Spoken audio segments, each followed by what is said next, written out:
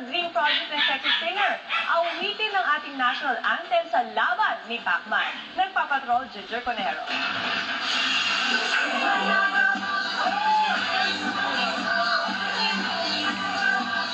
Nakakahawa ang pagiging proudly Pinay ng lead singer ng Pussycat Dolls na si Nicole Scherzinger.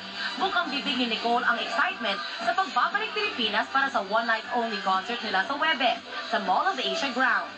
Ito'y kahit -1 sila dahil sa injury ng isang miyembro. I remember we had the best show ever, and the fans, like Kimberly said, are amazing. The people too are very nice and humble. 30 hanggang 50,000 tao ang inaasahang dadagsa sa Doll Domination Concert. Tampok ang kanilang hits gaya ng Don't Ya, Don't you wish your girlfriend was hot like me? Buttons, But you can't run. at Jai Ho. You are my destiny.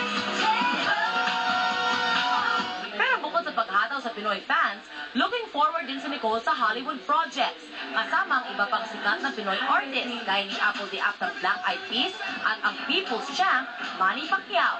Natunayan, nagprepresenta raw siyang kumanta ng Philippine National Anthem sa susunod na laban ni Pacman.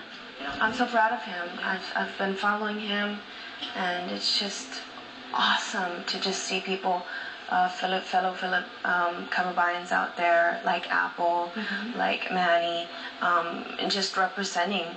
It just shows. There's just so much pride. I would be an honor to sing the national anthem. So let's make that happen. Ibinunyag din ni Nicole na napipisil din siya sa usap-usapang pelikula ni Pacquiao at Sylvester Stallone.